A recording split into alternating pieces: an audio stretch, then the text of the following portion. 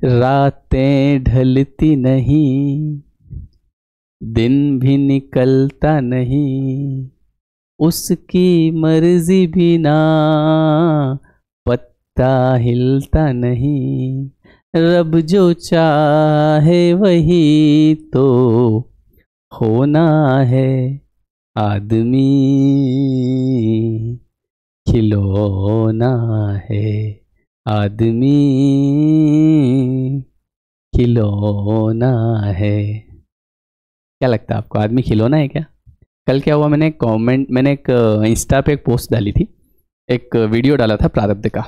तो किसी ने नीचे कमेंट किया कि अगर सब कुछ प्रारब्ध ही है, सब कुछ भगवान ही करवा रहा है, तो हम तो केवल कठपुतली हैं, तो फिर हमारी गलती क्यों, हमको प्रारब्ध क्यों भोगना पड़ता है, करवा तो सब भगवान रहा है। अब कहीं ना कहीं उनको कॉन्सेप्ट पूरा समझ में नहीं आया, तो उन्होंने ऐसा लिखा, तो मुझे आइडिया आया इस वीडियो को बनाने का। तो आपको क्या लगता है, हम कठपुतली हैं क्या? मतलब जैसे भगवान ही हमसे गलत कर्म करवा रहा है और भगवान ही हमसे सब कुछ करवा रहा है, हम कुछ, जैसे हमने कहा ना, हमारा हाथ में कुछ नहीं है। तो इस चीज़ को समझो पहले आप अच्छे से थोड़ा सा, मतलब हम कठपुतली नहीं है। देखिए क्या होता है ना, कि ऐसा तो है नहीं कि गलत कर्म आपका कोई दोस्त कर रहा है या फिर आपके कोई रिश्तेदार कर रहे हैं और प्रारब्ध आपको भोगने पड़ रहे हैं, ऐसा तो होगा नहीं ना। प्रारब्ध खुद को ही भोगने पड़ेंगे। और प्रारब्ध का मतलब, कई लोग केवल प्रारब्ध जैसे आया ना, तो उनके दिमाग में क्या, कि गलत कर्म, गलत होना। मैंने मेरे घर का नाम प्रारब्ध रख रखा है। प्रारब्ध का अर्थ होता है आपने जो कर्म किए हैं उन कर्म का फल। अब उसमें अच्छे कर्म किए हैं तो आपको अच्छा ही मिलेगा, बुरे किए हैं तो बुरा मिलेगा। देखो एक नियम है, अब नियम को फॉलो करना पड़ता है। जैसे मैं आपको बताऊं कि जिस संसार में हम रहते हैं, यहाँ पे अगर आप चोरी करते हैं, ठीक है, कोई भी व्यक्ति चोरी करता है, अब चोरी करता है तो जिसके यहाँ चोरी हुई वो कंप्लेन करेगा, पुलिस पकड़ के ले जाएगी। अब जैसे पुलिस पकड़ने आई तो क्या वो ये बोलेगा कि भैया मेरी मर्जी में कुछ भी करूं, मैं चोरी करूं, मैं डाका डालूं, आप कौन होते हो मुझे पकड़ने वाले? बोले भैया रूल है, नियम है ना, जेल जाना पड़ेगा। बोले यार मेरी मर्जी, मैं कुछ भी कर सकता हूं। आप कर सकते हैं, आप सब कुछ करने के लिए स्वतंत्र हैं, आप चोरी करिए, डाका डालिए, कुछ भी डालिए, लेकिन नियम में जो आएगा उसकी छूट है ना। लेकिन अगर नियम के विरुद्ध करोगे तो फिर सजा तो मिलेगी ना। और उसमें ऐसा भी नहीं कि आदमी बोले मैं नहीं चल रहा हूँ, क्या करना, पकड़ के ले जाएंगे उसको। वैसे ही जिस संसार में आप रहते हैं, है ना, यूनिवर्स, जो जिस ब्रह्मांड में आप रहते हैं, तो वहाँ पे भी तो कुछ नियम होंगे, तो उन नियमों को फॉलो तो करना पड़ेगा। अब आप कह दें कि हम तो हमारी, जैसे होता क्या है कि जैसे व्यक्ति कर्म करता है, ठीक है, तो वो जो उसने अच्छे कर्म किए उसका तो फल चाहता है, वो बोले जो मैंने अच्छा किया उसका कब मिलेगा, उसका तो मिल नहीं रहा है। लेकिन जो गलत किए उसका नहीं चाहिए, नहीं भैया ऐसा कैसे, ये तो भगवान ने कराया। देखिए क्या होता है ना, ये माया है ना। अब आपकी अंतरात्मा, भगवान ने मतलब आपके अंदर ऐसा सिस्टम फिट कर रखा है, अंदर ही है हमारे, कि जैसे हम कुछ गलत करने जाते हैं ना, तो वो हमको अलर्ट कर देता है, हेलो भैया एक्सक्यूज मी, आप गलत करने जा रहे हैं। लेकिन उसी समय चूंकि जो मन है ना, हम अंदर, एक व्यक्ति अंदर ही अंदर युद्ध करता है, तो वही व्यक्ति के अंदर से आवाज़ आती है जो भगवान ने अंदर बिठा रखा है, अंतरात्मा। जैसे कई लोग पूछते हैं कि सही कर्म क्या होते हैं सर, तो सही कर्म जब आप करने जाते हैं तो आपकी आत्मा अपने आप खुश होती है कि वाह यार मैं कितना बढ़िया काम कर रहा हूँ। जैसे आपने किसी गरीबों को खाना खिलाया, तो रात को आके आपको दुख होगा कि अंदर क्या कर दिया मैंने यार, आपको अच्छा लगेगा, वाह यार आज मैंने कितना भलाई का काम करा, है ना, आपको बढ़िया नींद आएगी। इसी की जगह अगर आपने किसी का छीन के खाया, है ना, किसी को दुख पहुंचाया, किसी के साथ कुछ गलत कर्म करा, तो आपको रात को नींद नहीं आएगी। कहीं ना कहीं आप विचार तो करोगे अंदर ही अंदर, यार ये मैंने क्या गलत काम कर दिया यार। तो सही गलत आप सब जानते हैं, ऐसा नहीं है कि किसी को बताने की जरूरत है, भगवान ने अंदर फिट कर रखा है, अपने आप पता चल जाता है, अलर्ट हो जाता है। लेकिन क्या होता है ना, व्यक्ति अंदर ही अंदर लड़ता है कैसे मैं बताता हूँ। जैसे उसको जैसे पता चला कि यार मैं ये काम गलत कर रहा हूँ, तो एक और मन कहता है अरे कुछ नहीं होता है, कुछ नहीं होता है, जब होगा तब देख लेंगे, ऐसा ही। लेकिन जब होता है तब याद थोड़ी रहता है कि हमने एक समय क्या कर्म किया था। उस समय तो ये रहता है मेरे साथ ऐसा क्यों हुआ यार, है ना, मैं तो कठपुतली हूँ, सब भगवान ही करा रहा है, गलत कर्म भी भगवान ने कराया।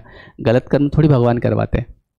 जैसे हमको पता है कि यार ये मैं इस व्यक्ति का जो है हक का खा रहा हूँ, ये कहीं ना कहीं मुझे पता है कि गलत है, लेकिन फिर भी कि चलो ठीक है अपनी पूंजी बढ़ जाएगी, संपत्ति बढ़ जाएगी।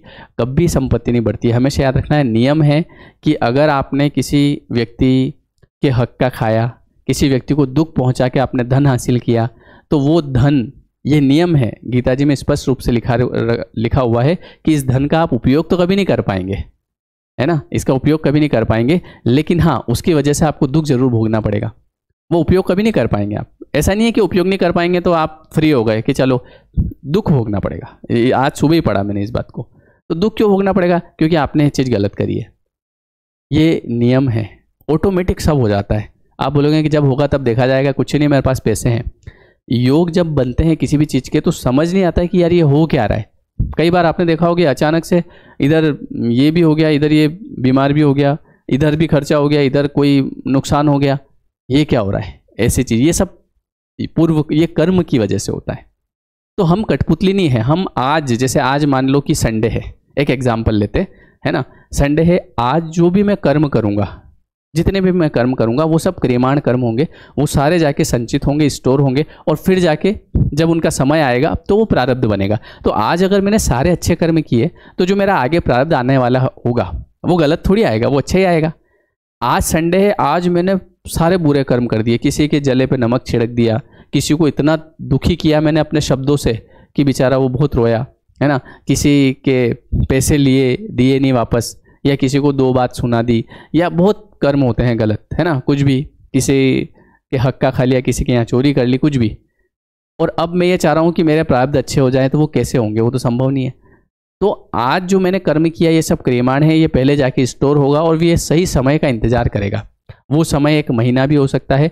गलत कर्म और अच्छे कर्म दोनों सही समय का इंतजार करते हैं। आप ये मत समझना केवल गलत कर्म में सही समय नहीं, अच्छे कर्म। कई बार आपने देखा होगा अचानक से किसी व्यक्ति को पैसा मिल जाता है, जैसे आपने रानू मंडल का देखा होगा, है ना, कुछ समय पहले।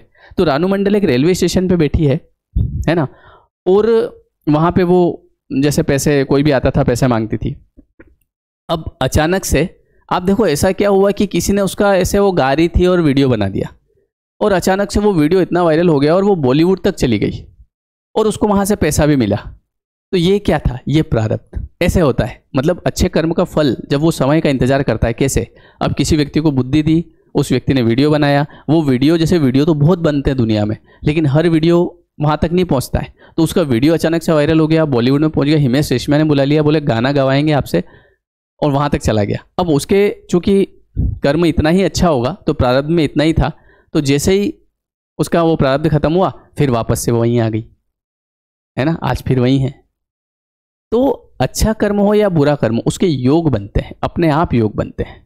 और कई आप में से कई लोगों ने ये महसूस किया होगा, जो जिनकी उम्र 40+ उम्र होगी ना, ऐसे लोग जो सुन रहे हैं मुझे, जिनकी उम्र 30-40 से ऊपर है, वो मेरी बात को अच्छे से समझ रहे हैं। हाँ, जिनकी उम्र अभी 30 से कम है तो हो सकता है उनको थोड़ा सा इस बात में झूठापन लगे, बोले ऐसा थोड़ी होता होगा।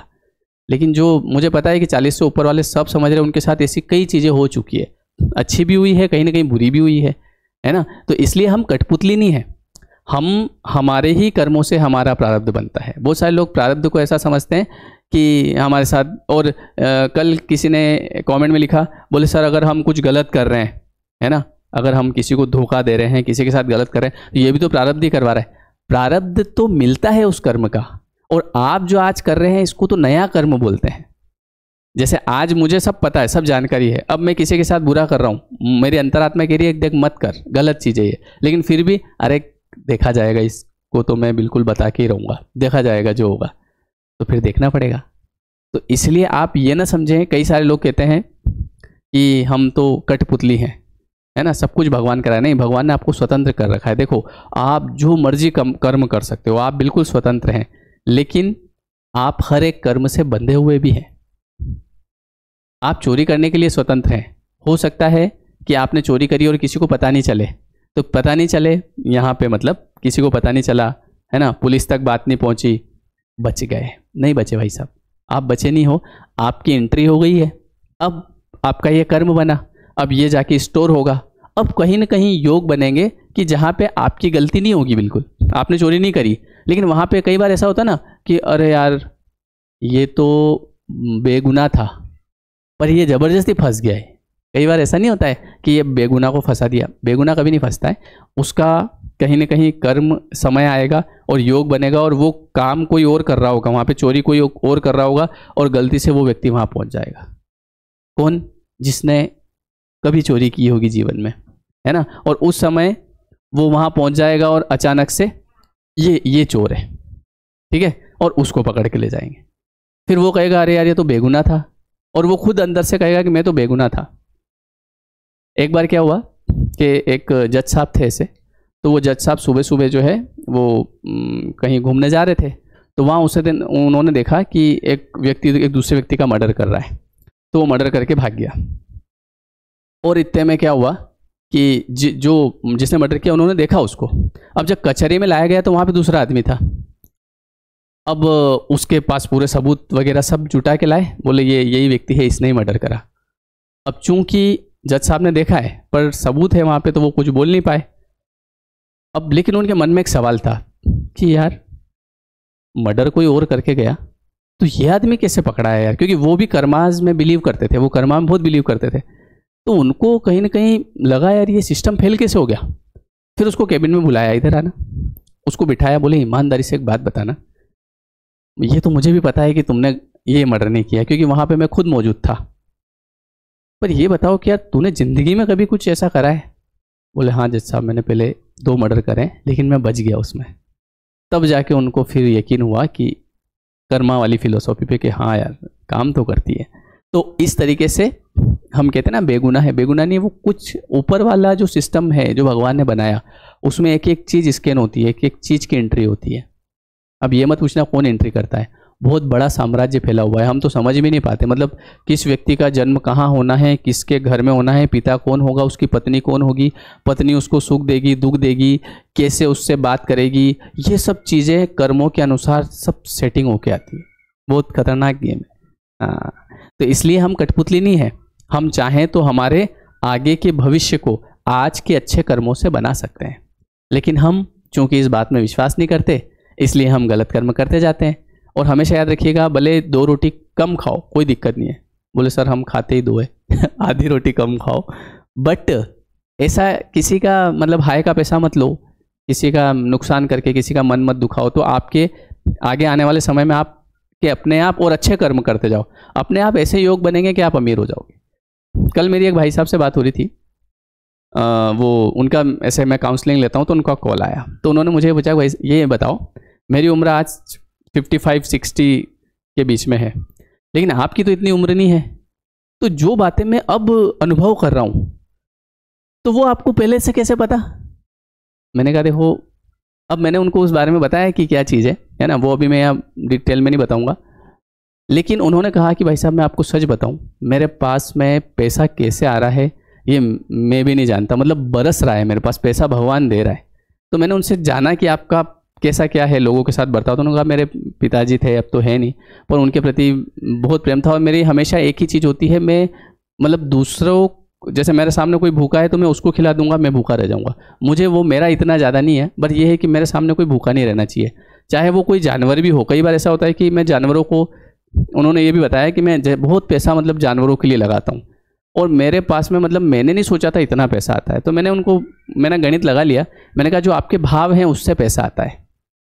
तो ऐसी मेरी कल उनसे बात हुई, और ऐसी कई लोगों से बात होती है, तो इस चीज़ पर और विश्वास बढ़ता जाता है। इसलिए आप कभी ये ना सोचे कि मैं जो है मैं कठपुतली हूँ, है ना, मुझे तो बस इशारों पे नाचना है। नहीं, आप कर्म अच्छे करिए, इसके बाद आपका उस कर्म के हिसाब से प्रारब्ध बनेगा, मतलब आप खुद आपका भविष्य बनाते हैं। विश्वास करिए इस बात पे, ये सच है, बिल्कुल अनुभव की बात बता रहा हूँ, कोई ऐसा नहीं कि कहीं किताब से पढ़ के आपको सुना दिया कि ऐसा ऐसा होता है, बिल्कुल प्योर अनुभव की बात बताता हूँ। और इन चीज़ों का अगर आपको पता चल गया है तो आप यूज़ करिए, इन चीज़ों का अगर आपकी जानकारी में आ गई है ये बात, तो इनको फॉलो करिए। जैसे आपके शुरुआत घर से करिए, घर में जो सदस्य हैं उनसे अच्छा बोलना शुरू कर दीजिए, अच्छा रखना उनको शुरू कर दीजिए। ऐसा कर दीजिए कि यार भले मैं भूखा रह जाऊँगा पर सामने वाला नहीं रहना चाहिए, फिर देखो आपके दिन पलटते कि नहीं पलटते। मजाक वाली बात नहीं। मेरे खुद के पिताजी कभी मेरे को बोलते ला, वैसे तो मैं ज़रूरत नहीं पड़ने देता हूँ मांगने की, मैं खुद ही आगे रह के बीच बीच में, पर वो कभी दे ला 1000 दे, मैं 2000 पकड़ाता हूँ। मेरे को प्रकृति का नियम पता है, कहीं नहीं जाएगा वो, है ना, वो 10,000 बन के वापस आएगा। तो नियम अगर पता है तो फॉलो करिए, ठीक है। सबको अच्छा रखिए, सबके प्रति अच्छे भाव रखिए, ऊपर वाला सब देख रहा है, ठीक है। चलो, तो वीडियो कैसा लगा, वीडियो मुझे कमेंट करके बताना, है ना। और मिलते हैं फिर नेक्स्ट वीडियो में, ठीक है। ये देखो, ये माया जो है ना, ये इंसान को ऐसे माया में फंसाती है, लेकिन माया में फंसना नहीं, हमको ये पता होना चाहिए कि क्या सही है क्या गलत है ना। ऐसे नहीं कि कुछ थोड़ी देर की मज़े के लिए, मतलब कई बार ऐसा होता है कि थोड़ी देर का मज़ा है, पर उसके चक्कर में आदमी आगे बहुत समय बहुत अपना बिगाड़ लेता है बहुत कुछ, क्योंकि गलत तो गलत ही होता है। मन के बहकावे में ना मन राह भुलाए भ्रम में डाले, तो इस मन का दास न बन, इस मन को अपना दास बना ले। कोशिश करो कि मन को कंट्रोल करें, ये चीज़ मुझे पता है बुरी नहीं करना है, बात खत्म बस, ठीक है। दिन बदल जाएंगे, चिंता मत करो। Okay, thank you everyone. जो नए लोग हैं सब्सक्राइब कर देना, है ना, और लाइक करना। Thank you.